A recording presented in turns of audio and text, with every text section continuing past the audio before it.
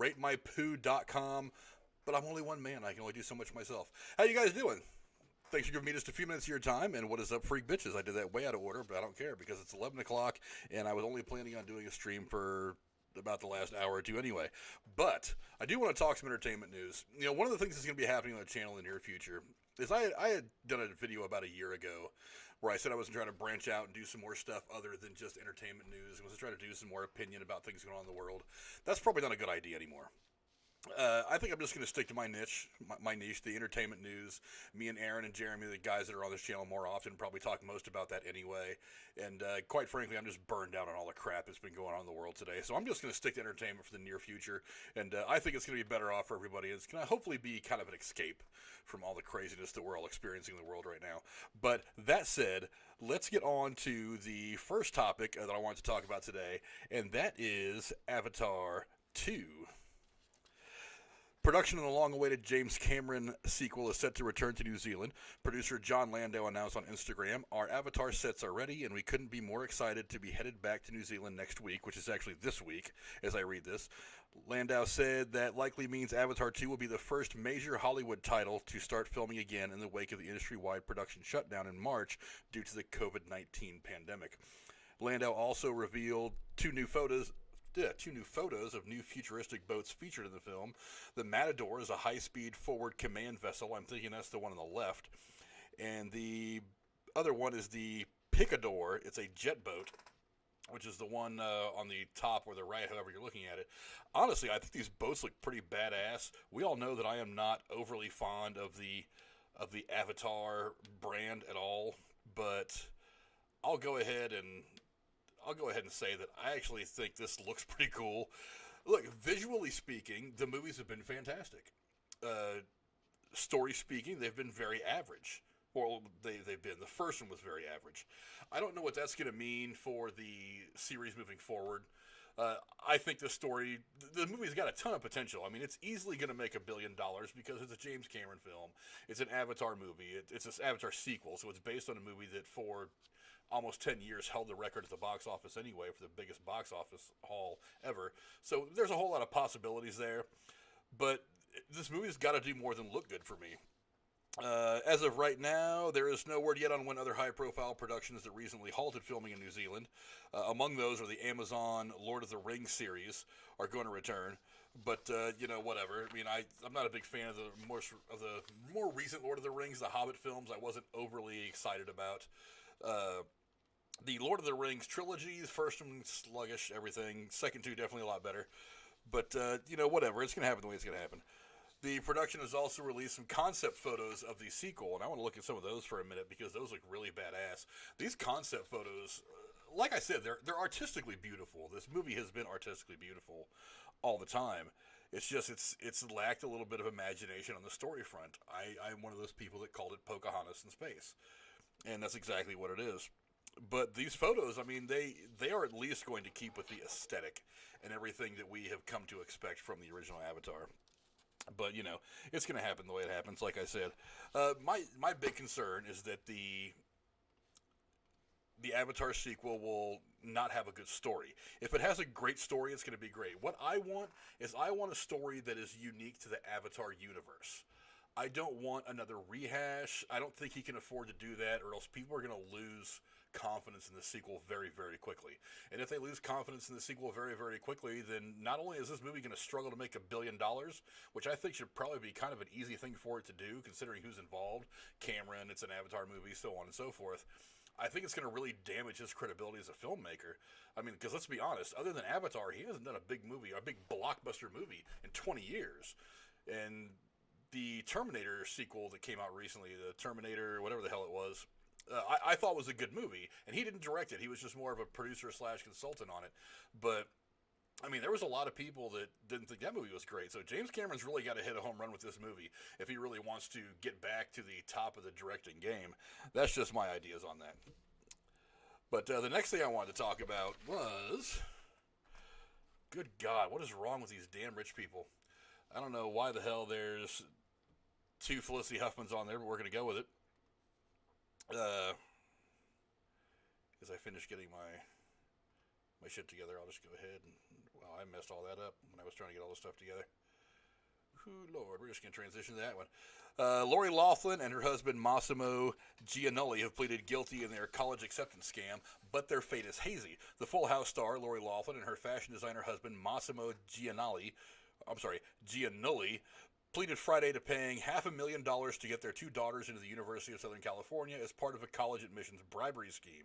But a judge has not decided whether he'll accept the deals they made with prosecutors. Under their proposal, Loughlin, the 55-year-old, will spend 2 months in prison, while her husband, who's 56, will serve 5 months.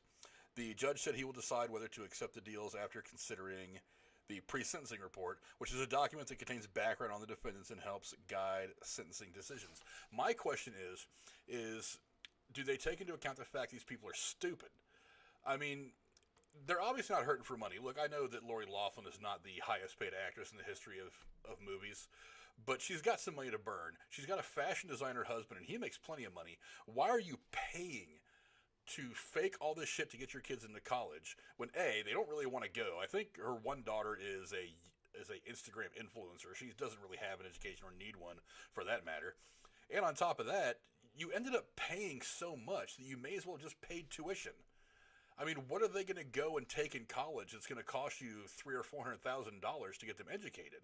It's one of the dumbest things. It's another one of those examples of rich people doing really stupid shit because they're rich.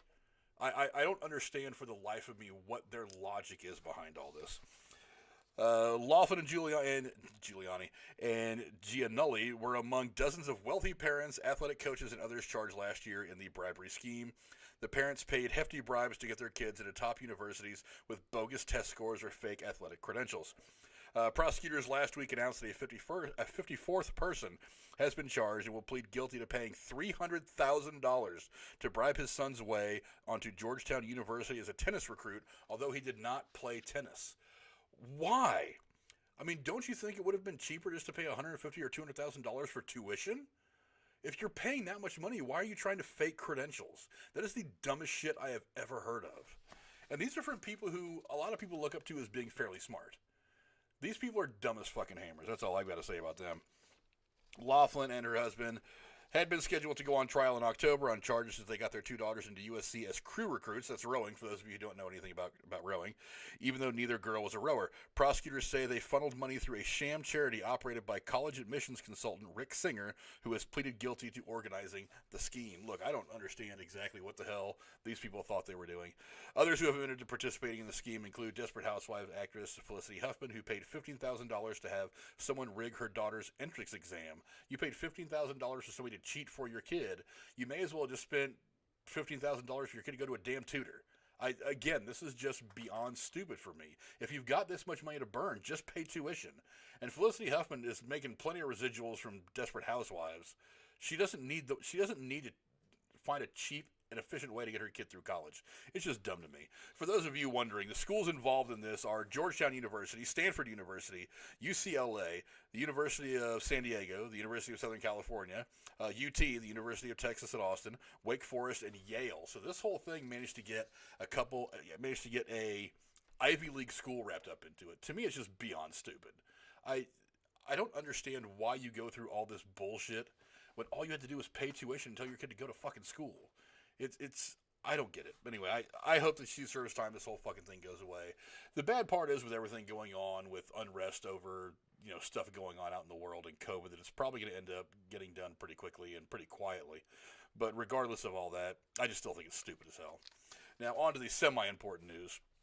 Henry Cavill is in talks to return as Superman. Let me go to the... Boy, I am not ready for all this. Henry Cavill might return to Superman in the DC Extended Universe again, but not in Man of Steel 2. Cavill helped launch Warner Brothers and DC's shared universe in 2013 with the release of Man of Steel, and reprised the role in Batman vs. Superman Dawn of Justice and Justice League. After mixed reaction to all three films, Zack Snyder's version of the Kryptonian has not been there much at all, except for those movies, and there's been no movement on Man of Steel 2. Now, one of the things that kind of gets me about this is there's no sequel on the horizon. So I don't know why you are, and let me try to find my picture here. Wow, I am really just not ready for any of this today. boy, oh boy. But without a sequel on the horizon, the future of Cavill Superman has been kind of looming. It was really ugly the way that they lost Batman, the way that they lost what's his name? Jesus Christ, why am I drawing a blank? See, this is what happens when I start an hour later than I really want to. Ben Affleck. Without a sequel on the horizon, they lost Ben Affleck in a very public, a very ugly way. It looked like they were losing Henry Cavill in pretty much a similar way. It was going to be this: we're just going to not have any news for a year and a half or 2 years, and then announce that he has left the project while we have nothing going on. But lately, obviously, DC's gotten themselves back in a bit of a better position. The first Wonder Woman movie was really, really good, and got a lot of credit for being really good. Aquaman was a very good film. They really surprised people with how good Shazam was. I honestly thought that movie was going to be really B-rate, but it actually, even though it had kind of a low-budget feel at times, I thought it was a really good movie and a really great way to get everybody back involved with the DCEU. But, one of the things that popped up and became a big question and a big point of contention between Cavill and Warner Brothers and DC was the little cameo at the very end where you see Superman pop into the school lunchroom. That was supposed to be Henry Cavill. Well, he obviously wasn't under contract for any of that, so he wanted to renegotiate a bunch of stuff, and obviously he wanted more money than they really wanted to give him for a 2-second cameo, and it became a big sticking point between the two of them, so they almost, at least I think they still are, going to part ways. But the interesting thing to me here is they're not trying to re-sign him for a Superman 2. They're trying to re-sign him for a bunch of other cameos and appearances in other movies. So it makes me wonder, do they want to try to get him into Shazam 2, which is entirely possible? Do they want to try to get him into, do they want to still try to make some more Justice League stuff down the line? Who the hell really knows?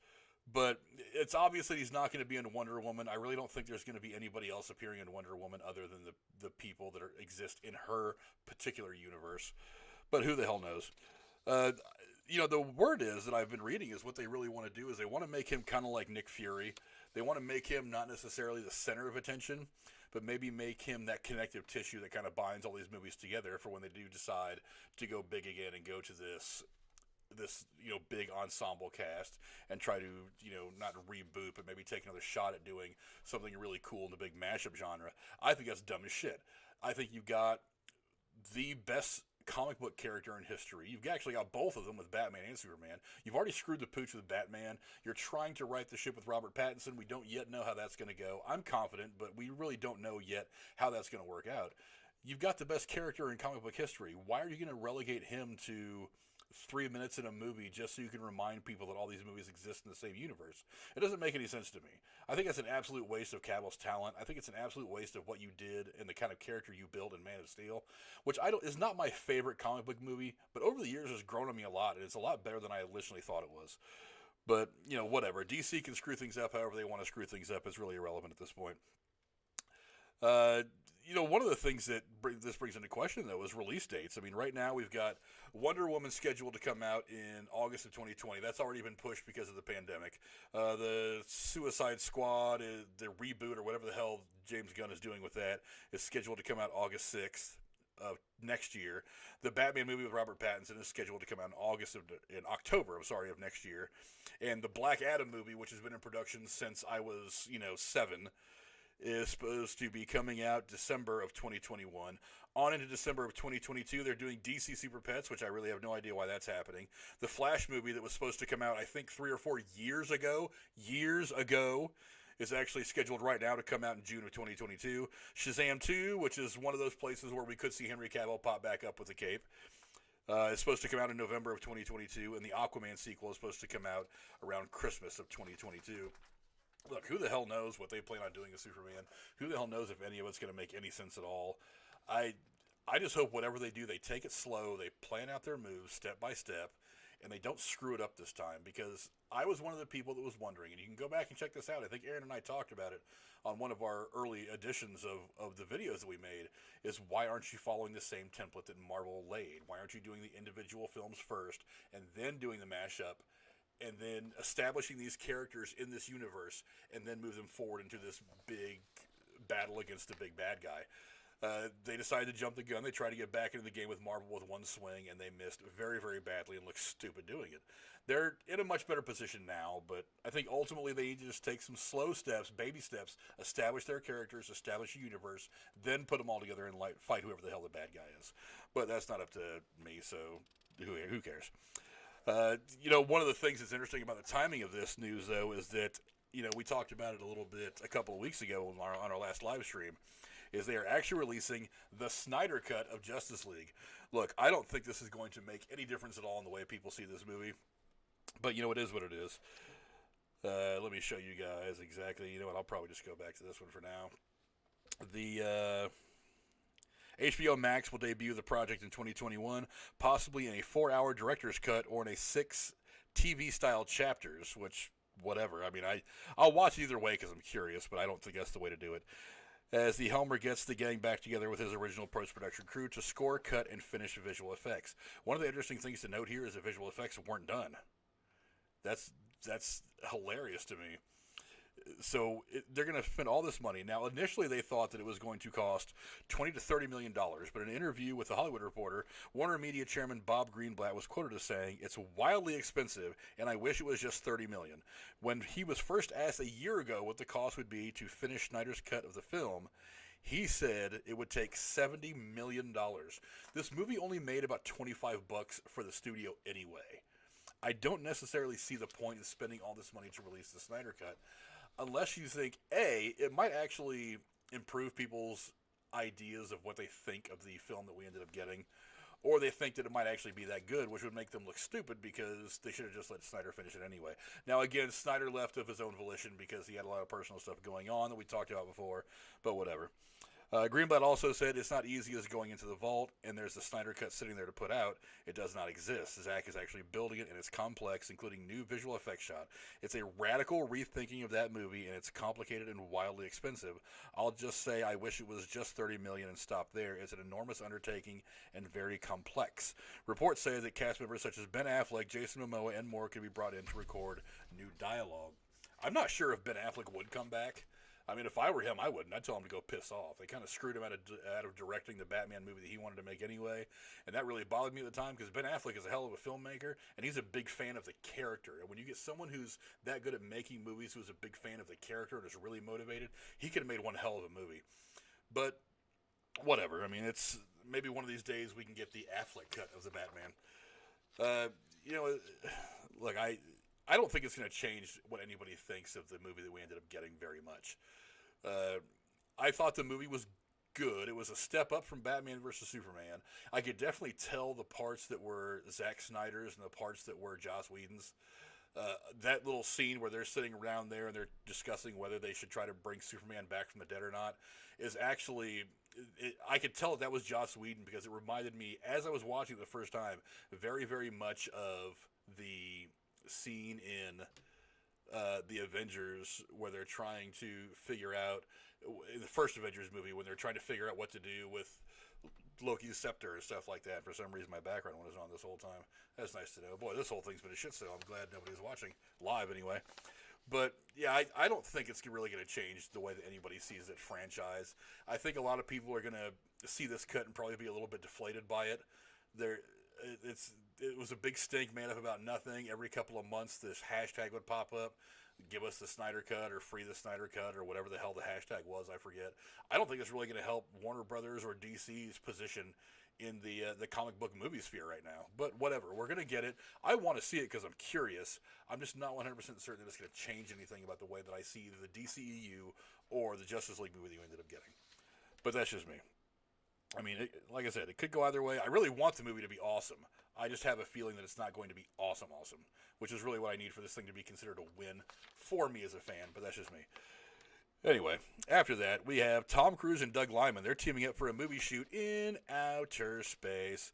Doug Liman and Tom Cruise are teaming up on a previously announced film that will be shot in space. This is all kinds of interesting for me. I I am so jacked up about this. NASA confirmed to CNN Business earlier this month that crews will launch into space for the movie and stay aboard the International Space Station, a multi-billion-dollar laboratory that orbits about 250 miles above the Earth. Lyman and Cruise are working together on the project, reports Deadline, with Lyman writing the screenplay and Cruise producing. Boy, this is just the natural evolution for Tom Cruise, isn't it? It's like I've held on to the side of airplanes. I've hung from the side of the Burj Khalifa. I've pretty much done everything except throw myself out of an airplane without a parachute and land on the ground to see if I can survive. I may as well just go to space. This makes perfect sense. Look, I do worry about the precedence this sets for action movies. Not that I don't want to see anything this absolutely freaking cool happen. Don't get me wrong. I definitely want to see it. But the spectacle to me is going to get to the point where after people realize that this isn't a good way to regularly make movies, that it's going to make every other really good movie that we can see look kind of disappointing in comparison. Because, like, even if we do see a good movie, we're always going to look at it and say, oh, well, they didn't go to space, so was the movie really that good? Well, yeah, the movie is really that damn good because it was written good, it was acted good, it was directed good, but they didn't go to space. Look, I'm all for trying different things. I'm all for being aggressive in the way that you try to entertain people, but this to me seems a little silly. And on top of that, I've always been against people trying to buy their way into space travel. It's like all these people that were spending millions of dollars to go fly on the Russian Soyuz rockets. To me, that's a little shitty. I don't think you should buy your way into a seat that some people train 20, 30, 40 years to sit on so they can go up there and do legitimate scientific research. Buy your way onto that seat when these people are overlooked. To me, that just doesn't seem right. Now, granted, it's not just tourism for Tom Cruise. He's actually doing it for a reason. He's trying to make a movie out of it. So it's a business trip, if you want to put it that way. I'm totally cool with that. But to me, I don't know. I'm interested to see how it plays out. I think it'll be cool to see, but I'm not so sure if this sets the right precedence, even for crazy action movies like the stuff that we usually get from Tom Cruise. Cruise, who often does his own stunts in the films, is also collaborating with Elon Musk's SpaceX for the film. Elon Musk actually confirmed this in a tweet. He actually said when Tom Cruise tweeted something about it that he's very excited to be a part of it. So obviously this is not a surprise to Elon Musk. Off his big win just the other day of putting a couple of American astronauts back in space off an American rocket from American soil. Congratulations to those two guys, by the way. I actually watched that launch. It was really cool. This ambitious movie is going to reunite Lyman with Cruise, who had previously worked together on American Made and The Edge of Tomorrow. Look, it was either going to be Tom Cruise or it was going to be Vin Diesel taking the Fast and Furious franchise into space. And I would much rather Tom Cruise do it because, quite frankly, I think after Fast and Furious 3, that franchise really got boring for me. When they became super spies and stuff, it was a complete departure from the first film, which I liked. It was gritty, it was street level. Now all of a sudden they're all James Bond level super spies. That's not an evolution to me that made sense. But we're not talking about that movie right now. Anyway, since it was just me tonight, I blew through all the topics I wanted to talk about kind of early, so that's it for the night. I want to thank you guys for tuning in. And if you guys, we'll be back live again next Thursday. Hopefully I'll have a guest here to have some good back and forth conversation with. I'm always better with a guest.